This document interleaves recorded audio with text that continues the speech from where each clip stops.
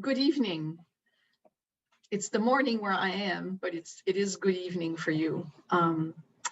Thank you so much for the Bright Star Foundation for this opportunity.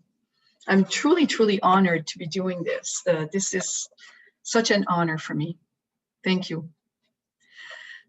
Becoming a parent often includes worries about your baby's development. Maybe the pregnancy or the delivery was difficult. Or maybe your baby had an event during or after birth that leads you to worry about the future. While no one has a crystal ball to predict your baby's future, observing your baby's early developmental skills will help you understand if he or she is meeting his or her developmental milestones. Now, missing one or two early skills, it's not cause for alarm, as every baby develops differently. But if he or she is missing multiple skills or not showing the expected progress over time, you will know when to talk to your baby's pediatrician and access early intervention services to help you support your baby's development.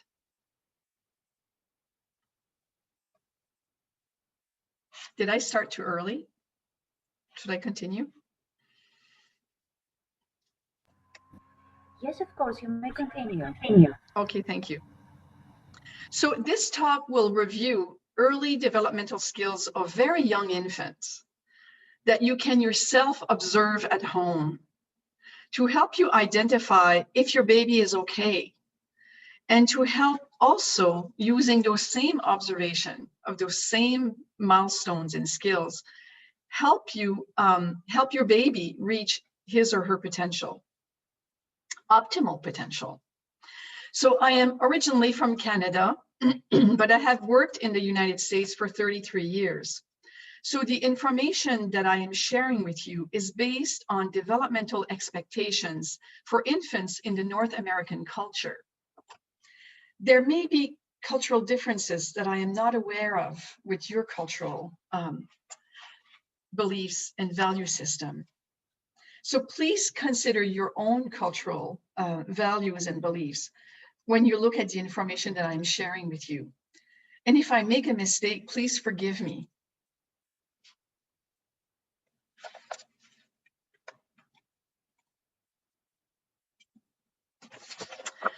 There are early developmental markers or milestones that all babies across most cultures attain within a certain time frame. Milestones are behavioral or physical checkpoints in children's development as they grow. They are predictable and relatively sequential. Examples of milestones for young children could include, when they sit, when they point, when they walk, when they talk.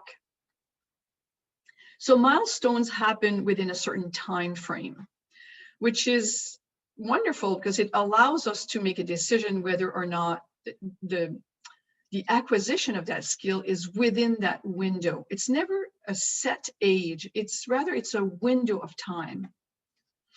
So for example, most children walk around the age of 12 months, but it could be anywhere between 9 to 15 months. So while these milestones happen within a certain time frame, being late in one or two milestones is not necessarily cause for alarm. What is also important to note is the quality of the behavioral or physical checkpoints babies demonstrate. This relates to the how they do things. And the how they do things is sometimes more telling than testing. So the observation of how your baby does things may say more about his development than testing. The key is in what to look for. Just a word on prematurity. If your baby was premature, we have to adjust for the age of prematurity. We have to adjust the chronological age for the prematurity. The way we do that is we take the baby's chronological age, which is the age he has since he was born, and we subtract the number of weeks of prematurity. And that gives us an adjusted age for prematurity. So a month equals 4 weeks. A full-term pregnancy is, let's say, 40 weeks. Anything before 37 weeks is premature. So a baby who's born before 37 weeks of gestation, typically we would adjust for prematurity up to the age of 2. So here's an example. If your baby was born at 34 weeks of gestation, we would subtract 6 weeks from his chronological age. So a 2-month-old baby would be 2 weeks adjusted age, would be 8 weeks minus 6 weeks. So we use the adjusted age when we look at milestones and early developmental skills. So before we look at, we're going to look at motor skills and social skills. But first, we're going to look at the newborn infant. Because at the Brazelton Institute, that is our specialty, is the first few months of life. So let's begin by looking at the newborn infant. The newborn infant is born with a drive to interact with their caregivers. Who doesn't want to be falling in love with that beautiful baby? Infants are born as social organisms who are predisposed to interact with their caregivers. Newborns are capable of shaping their interactions, and they play an active role in their development. They shape their caregivers, and the caregivers shape them as well. So it's a transaction between the two of them. Newborns are viewed as competent and very sophisticated in their abilities to signal their needs and let their caregivers know when they are content or when they need support and comfort from them. So the newborn infant is seen as competent and already born as a unique individual with preferences who can communicate his or her intentions and needs for support through their behaviors. So that can by itself serve as an early indicator of well-being or need for intervention or need for support. So for example, we know that newborn infants can see and hear. So let's look at that a little bit closer.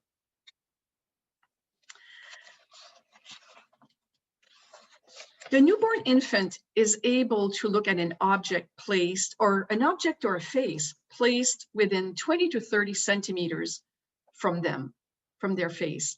The baby can look and also track an object or a face that is moved slowly from side to side and even up and down. The infant can do it in a prolonged way with smooth movements of the eyes and head. He can pause by looking away briefly or closing his eyes. And by doing so, he can modulate the intensity of the activity. This is one of the very early developmental skills that can be observed in babies. So let's see here Dr. Kevin Nugent with this 2-day-old baby.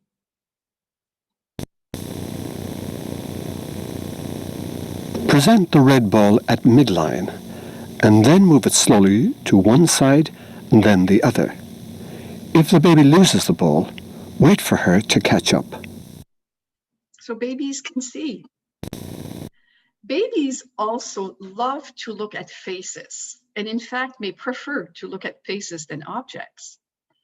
Some babies will like to look only with the red ball or a face without having to listen to a voice. Other babies may like to look and listen at the same time. So they may like to look at someone who is talking to them at the same time, or they may prefer to just look at the person without the person talking to them. They may like to look at an object that does not make any sound, or they may prefer the sound of a rattle. So let's look at the babies looking at face and voice. Speak in a voice and move your face slowly to the side. If you notice signs of disengagement, move back to the midline. Give the baby time to recover, and then begin again. That is so good. That is so good. The level of engagement of that baby is just truly remarkable. Babies love to also respond to voices. They can hear and they can turn toward the source of the sound or the voice. They can do it by turning their head completely, finding the source of sound. They can respond by just shifting their eyes in the direction of the sound, or they can respond to sound by becoming very still while they listen. So these are also other very early developmental skills of the baby that you can observe in your baby. To assess the baby's response to a voice, place your face out of the baby's line of vision and speak softly, first on one side and then on the other. Yeah. This can be a great time to invite parents to participate. Yeah. Hey. Quite competent, 2 days old. They also respond to sound.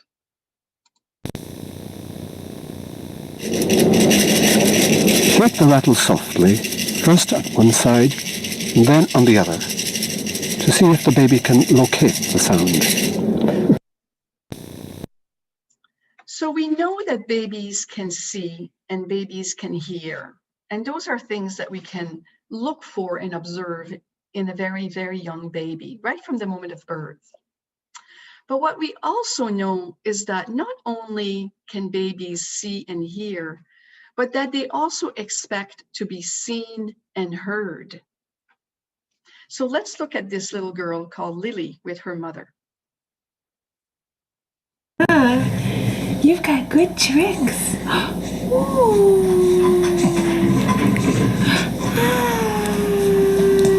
Can you talk? Can you say, ooh?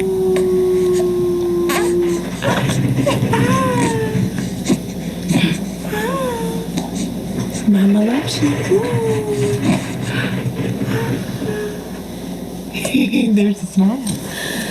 The very, very, very young little baby who tries so hard. She's looking, but she wants to be seen. She's listening, but she also wants to be heard. So she tries so hard to make sounds and start talking to her mother. It's just beautiful. So those moments of meeting are what we just saw. The ability of the infant to be quietly alert, to look and to listen are foundational skills from moments of match between the parent and the infant, when both recognize that they are ready for social interaction. So these moments of meetings are at the core of the parent-infant relationship, and they are deeply important for the infant's social and emotional development.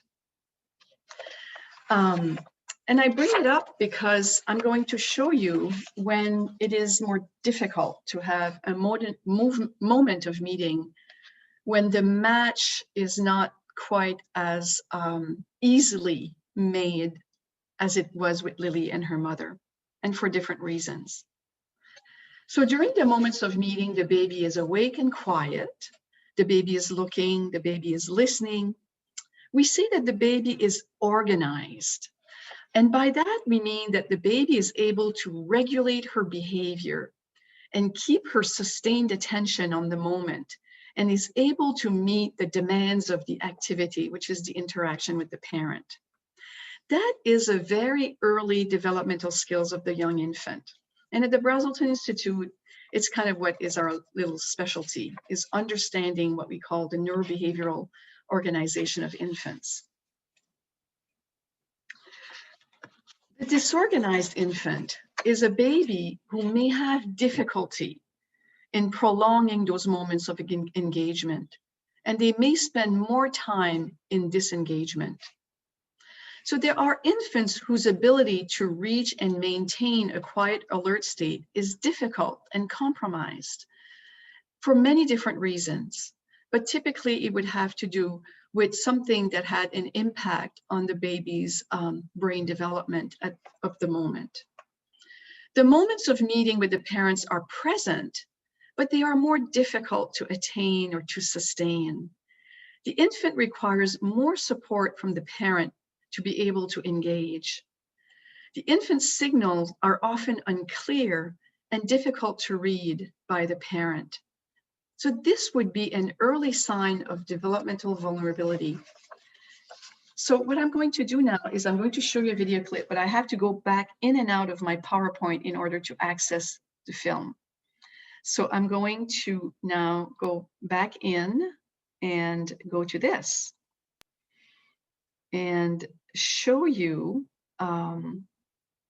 this brief video clip.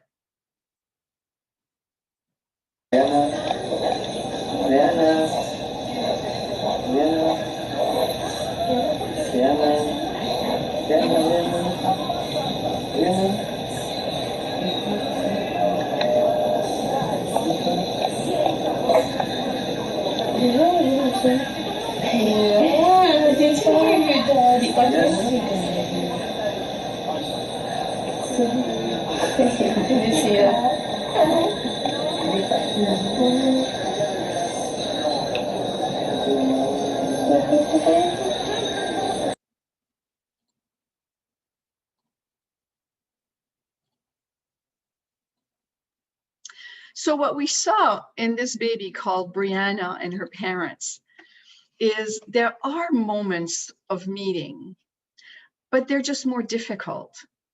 Brianna has more difficulty in organizing her behavior so that she can comfortably participate in these moments of interaction with the parents.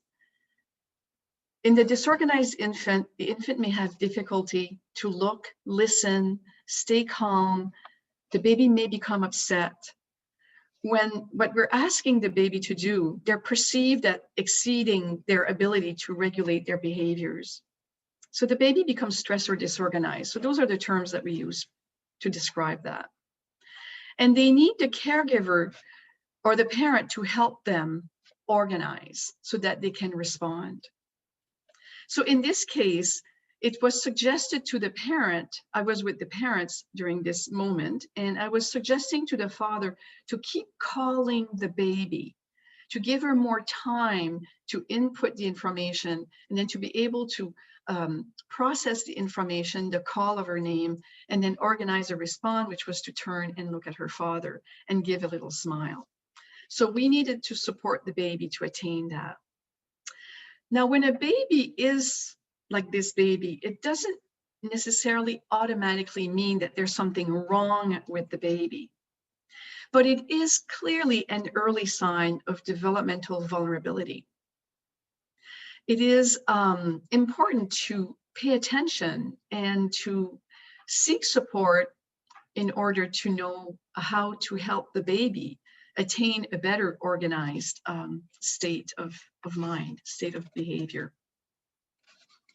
So what I would like to do now is look at development, looking at motor and social skills. And for that, I'm going to use the pathways.org website, which is available to you. I'm hoping it's a United States, it's a site in the US, but it's on the internet. So I'm hoping that you will have access to it. Pathways is a free and trusted online resource for parents. And this was designed specifically to educate parents on early developmental skills of their infants in order to empower them to seek support and advice and guidance very, very early, at the earlier signs of developmental vulnerability. So Pathways wants every parent to feel empowered in their ability to support their child's development. Pathways also wants parents to take advantage of their child's neuroplasticity at the earliest age possible by recognizing their challenges and providing age-appropriate supportive interventions very early. So thank you, Pathways, for providing us with such a wonderful tool. So the domains of development that I'm going to review with you are motor and social and communication. So the first 3 months of life in motor development, babies move a lot. They kick their legs, especially when they're excited. They lift their arms up. They bring their hands to mouth. They keep their head in midline. And when they're placed on their stomachs, they're able to lift their head up. Or when they're held at the shoulder also, they're able to lift their head up. So those are very simple early developmental skills in the motor system that all babies do, all babies across cultures. Again, I have to go in and out of my PowerPoint in order to share this with you. So let's go here. And I want to get rid of this.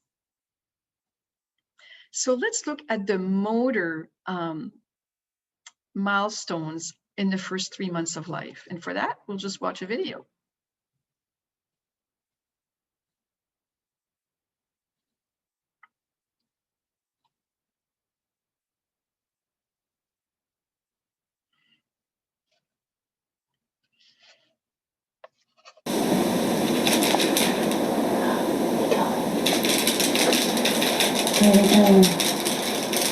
Good job. Good job. Look. You love this guy. Usually he makes you laugh. He makes you laugh. Yeah. Oh, you're looking at me now. Hi. Oh, you're looking at me now. Hi. Do you want to put your fingers around? I know, he still likes to have them in a fist a lot of the time. But he's still... My shirt is delicious. It looks like you're enjoying it. Or is that your finger? Yeah? You wondering where your brother and sister are?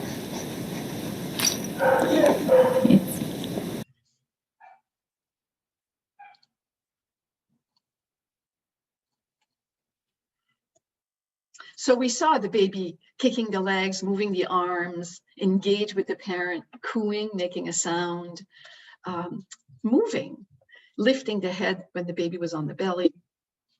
So those are very early signs that are easy to observe by anybody, by everyone. So if your baby has difficulty lifting his or her head, if the baby has stiff legs with little or no movement, if they keep their hands fisted all the time and are not moving their arms, if they're pushing, arching back with their head while lying on their backs, those would be early signs of developmental vulnerabilities that could alert you to keeping an eye on your baby or asking for guidance. Now, here's what I want to say is that don't worry if your baby can't pick up his head early on in life, but knowing that it is something that they should attain by the age of 3 months, maybe this will alert you that this is something that you can do with your baby. Knowing that the baby keeps the head in midline, when they're first born, they have their heads turned to one side. Well, maybe encouraging your baby to keep the head in midline will assist your baby in being able to do that by the time they're 3 months of age. And if it's not progressing in that direction, that's when you know to seek help and support and guidance and contact your pediatrician, your baby's pediatrician.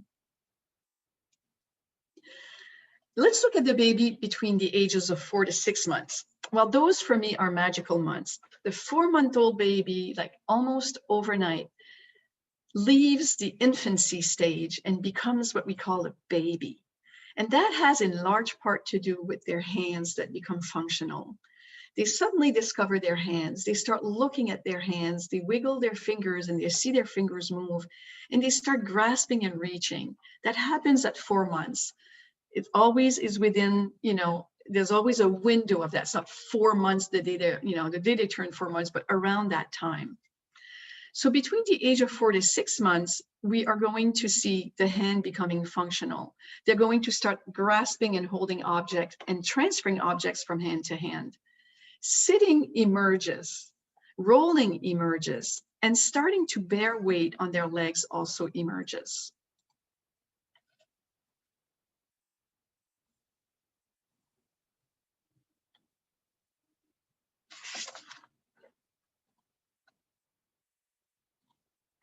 I'm doing good with my technology so far. Thank you for your patience. I have to take it slow and be cautious because I could make a mistake. Okay, so here is 4 to 6 months in the motor.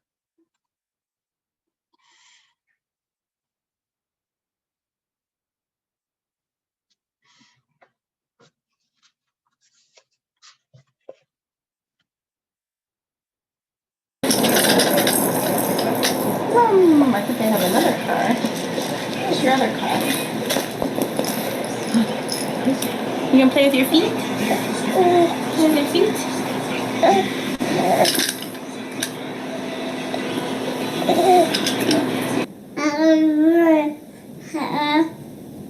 There you go. What's he saying?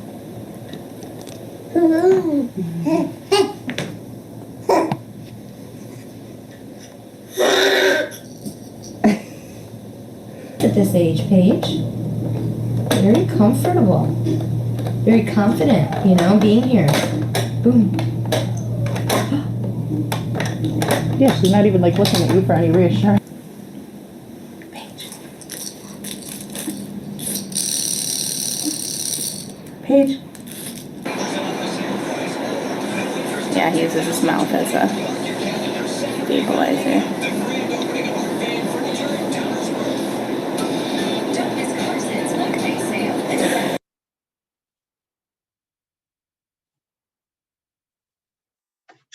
So as you saw, the babies are sitting emerges. So they classically are able to sit leaning on their extended arms and with their hands fisted.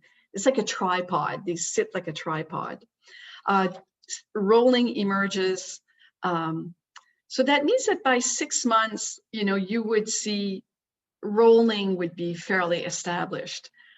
Sitting by 6 months would still be a work in progress, but it really is emerging.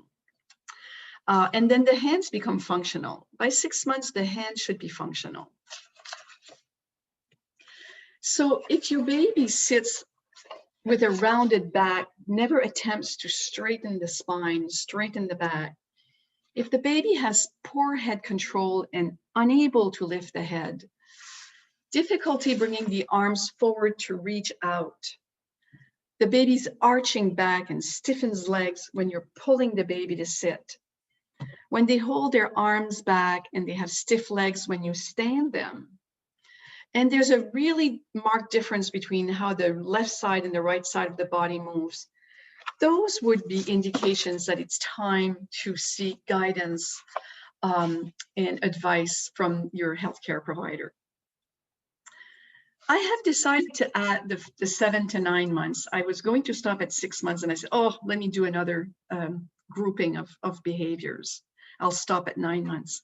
At 7 to 9 months, the baby sits with support. They're even sitting and they can reach for toys that are placed without, you know, out of reach, and they can do so without falling. They can move from their tummy and their back into sitting, so they get into the sitting position. They're starting to crawl on their stomach and may even start creeping on hands and knees. When they are on their stomachs, they push up on extended elbows and they do their push-ups in their bellies. And they're clearly turning their heads and tracking objects when they're sitting. They will not lose balance by moving their heads. They're picking up small objects with the thumb and fingers. And in simple play, they imitate others. They are a lot of fun to watch.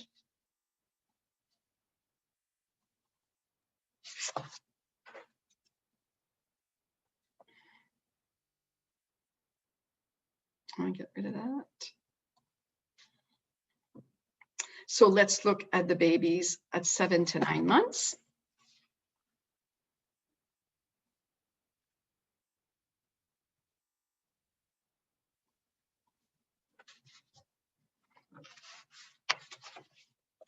And a cake baker's man.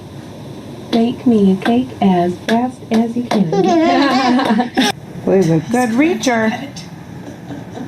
But this is demonstrating on the list how he can reach outside, you know. Yeah. 20 minutes now. Actually, it's 7 to 9 months. There you go, Emma. Yay, girl. And yay!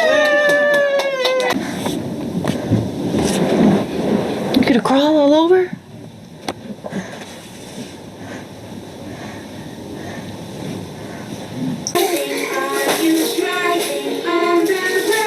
So you really know. Easy side first. Would you like to roll to your left? So I'll put some toys over here, okay? We just got on your back. Are you coming back?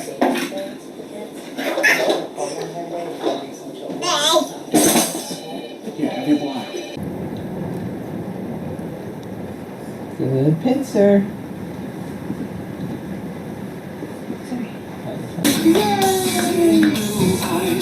Pointing nose.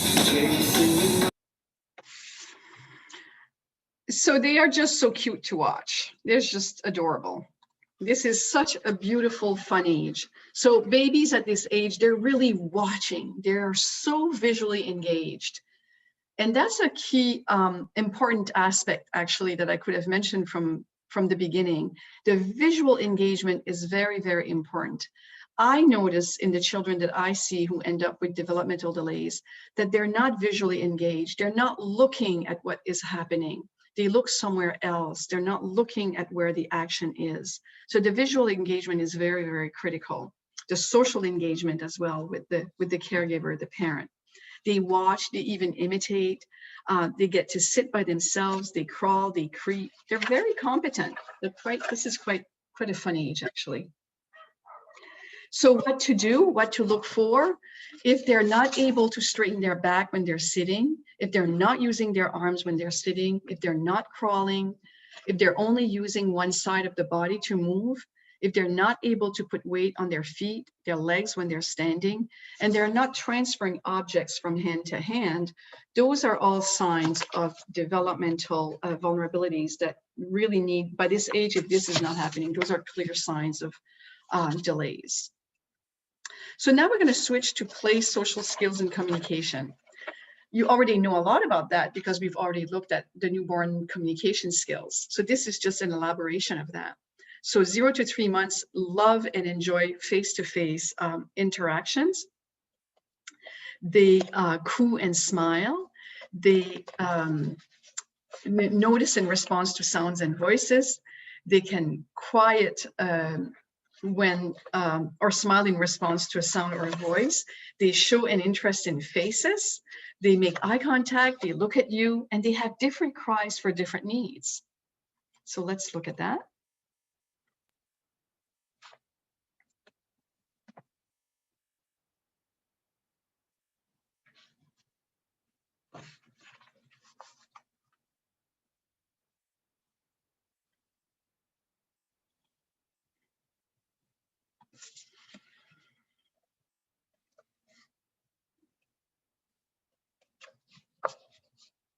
Hi.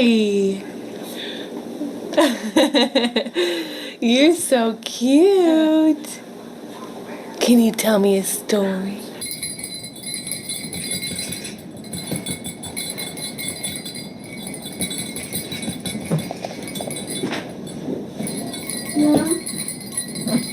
Is that when you're feeling chatty? Really? Really? Yeah, I know. Really? Did you? They did. They did. They did. They said, we'll be right back. We're just going to go get good boy. 2 hands. 2 hands. Oh, yeah? I tried not one after she asked like maybe. We're doing really, really well because. To the right is her bob if you want, Courtney. You want it? I can. Oh, I got it. Thanks so much, Josh. She might need a lunch break. Yeah. Oh, yeah. Yeah? Yeah.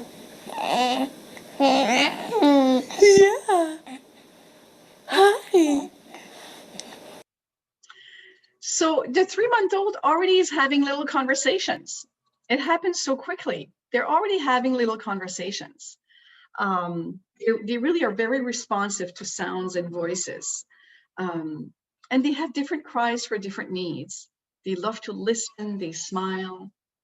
So if your baby does not cry when hungry or uncomfortable, that would be a sign of developmental delay or vulnerability. Does not notice or respond to loud sounds, and does not make eye contact or smile at the caregiver or the parent by the age of 3 months. Those would be very early markers that would be concerning. The 4 to 6 month old, it just elaborates from that, right? Now they're going to have even longer conversations, and they're going to start, the babble. They're going to start putting consonant and vowels together. Da, da, da, da, da, for example. They use babbling to get attention, and they express their feelings using, different kind of vocalization. It's it's a lot of fun to watch. And then, of course, they notice toys that make sounds. So let's go back and look at this video.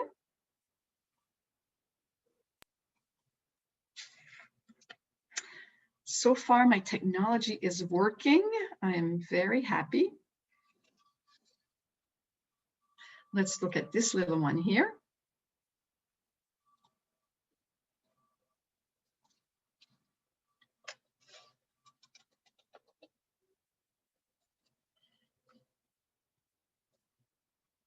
You're looking? You are? You are? It's so funny. It's so funny. Great sounds.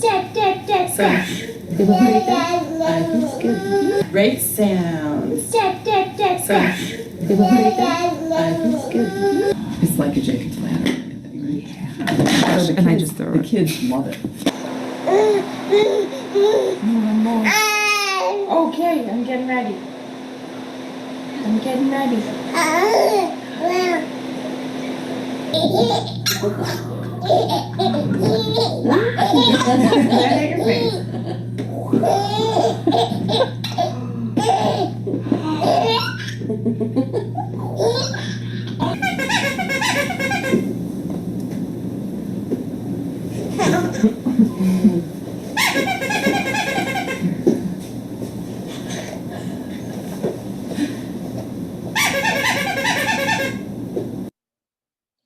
Now, if that isn't fun to watch, I don't know what is. So at this age, between, by 6 months, they take turn in conversations. They're really listening, and then they're talking back. Their babbling becomes more sophisticated, more elaborate, more developed. It's not just the da, da, da, but they're going to start, making more sounds. They also imitate sounds. If you say it, they'll repeat it. They're very expressive. They express their needs. Like when he wanted the food, he was really saying that he wanted the food. And then they have the belly laugh. They have the big belly laugh by 6 months of life. So if your baby does not respond to sound or voices, does not make vowel sounds, which are the open sounds, avoids eye contact, or does not smile or laugh, that would be cause for concern. The 7 to 9 month old, again, elaborates from what we see all along the way. But what they're doing now is they're combining a variety of sounds and syllable combinations in babbling. When you name a familiar object, they will look at it. For example, bottle, they will look at the bottle. They may even look at a person that is named, like where's mama, where's papa. They will recognize the sound of their own name. They participate in two-way communication, and they may follow a simple command like, where's your book? Where's your bottle? Where's the ball? They may look at it or, kind of reach for it. They're starting to really associate names and follow little simple commands. And they show recognition of commonly used words. You'll see in the video clip, and they may be starting to shake no for saying no. So we can teach them a lot of tricks at this age. Let's look at our video clip, which will be the last one for today.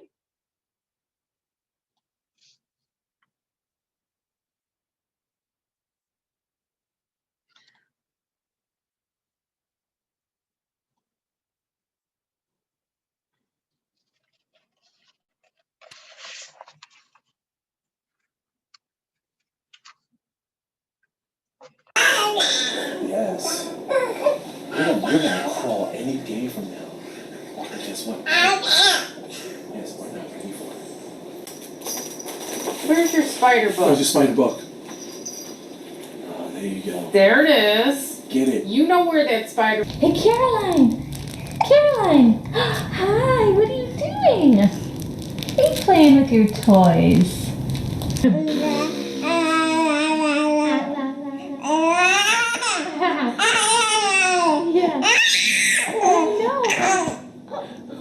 You're close. Yeah, good job. So you gotta close this one.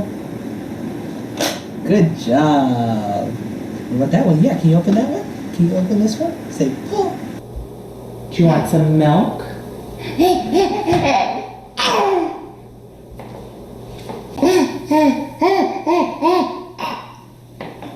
Oh, you want milk? Do you want milk? There you go.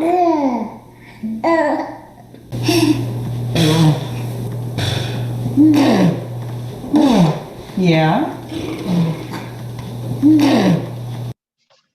Just adorable. Makes me want to be a grandmother. So they babble, they point to objects that have been named, like the spider book. They respond to their name, which is very, very important. By the age of 9 months, babies should turn when they're called by their names. They imitate gestures. We can teach them a lot of tricks at this age. So warning signs is if the baby is not interested in interacting with others by the age of 9 months, that is concerning. If they're not maintaining eye contact during playful interaction, that is concerning. If they're not responding to sounds or voices, that is concerning. If they don't babble by the age of 9 months, that is concerning. And if they don't respond to their own name, that is concerning. So what to look for in summary? Is your baby looking at you? Is your baby responding to your voice? Is your baby trying to communicate with you? Is your baby making sounds when you look at when he's looking at you? Is your baby moving his arms and legs? Is your baby keeping his head to midline? Is your baby able to pick up his head? Is your baby smiling? Is your baby laughing? Is your baby letting you know when he needs help, when he needs you to calm him, to help him calm down?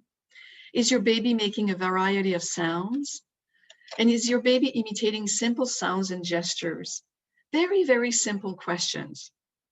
So I believe that it is in knowing what babies do that is key in knowing what it is when we need to intervene and what we can do to help them.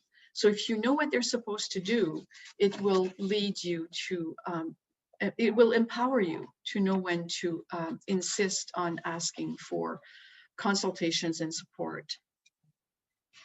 So what to do if you're worried? Well, you make an appointment to see your baby's pediatrician. You ask for a referral to a pediatric physical, occupational or speech therapist. But that depends on the availability of those services for where people live. I do not know enough about your country to know if these are easily accessible. I believe they are, but they may not be necessarily, people may not necessarily know that this is available to support your early infant child, your early, the development of your child in the early phase of life. Ask for available programs in early intervention or early childhood education. Those are key strategies in order to help your baby's development. So what can you do to support your child's development? Well, we know that early childhood is a critical period for all aspects of development. If there is a delay, then there should be early intervention. Early childhood is a critical period in all aspects of development: social, cognitive, linguistic, emotional, and self-regulatory development. Research suggests the overarching significance of supporting children's early development through caregiver-child communication, social interactions, and play. So those are critical. Social interactions, play, and caregiver-child communication. Such interactions and opportunities for development in the early years are critical for later academic achievement and well-being. And of course, in addition, we have, what we call early intervention, which are services provided typically by physical, occupational, or speech language therapists to help guide parents to be able to support their child's development. So a blend of positive parent-child interactions in combination with early childhood education is the best formula to help your child catch up if he has a delay or a disability. In the US, we do have federally funded programs that are called early intervention. And I am not 100% sure as to how readily available those services are in your country. I know they are, but I don't know how available they are in all areas of the United Arab Emirates. That I am unfortunately not well educated on that topic. But I gave you a resource here of someone who is doing research looking at early childhood education program in the United Arab Emirates with a lot of promise for the future. So what to do? Early intervention. The power of the parent-child relationship cannot be underestimated. That is the first and foremost most important thing to do.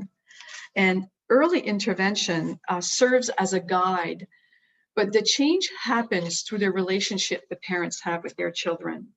So it's not as much what we do in early intervention to guide families, but it really is what the parent does in a relationship with the child to help the child's development. Here's my email. If there's any questions, if there's anything that I can do to help, I would be more than happy to respond and offer support or answer your questions. I know that I'm not receiving questions from the audience, but I thought that the most common question would be, well, what do we do when we have a child who has a delay? Is to call your pediatrician, be firm, insist, tell them why you're concerned. You have developmental markers that you know of. And if they're not reaching those milestones by the age that I gave you, it's a pretty strong argument for saying that there is a delay. Whether or not it's a permanent delay, it would be a delay for today. It does not predict the future for life, but it does say that at this moment, the child is having difficulty meeting milestones, but it doesn't predict the whole future.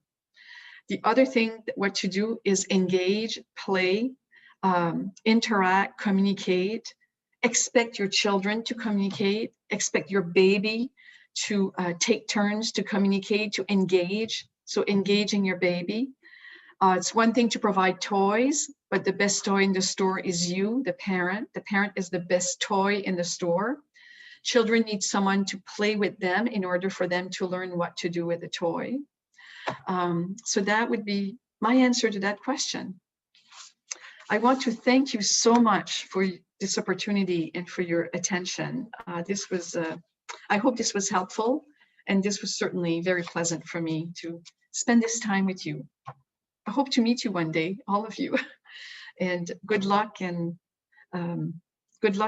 best to all of you. Thank you.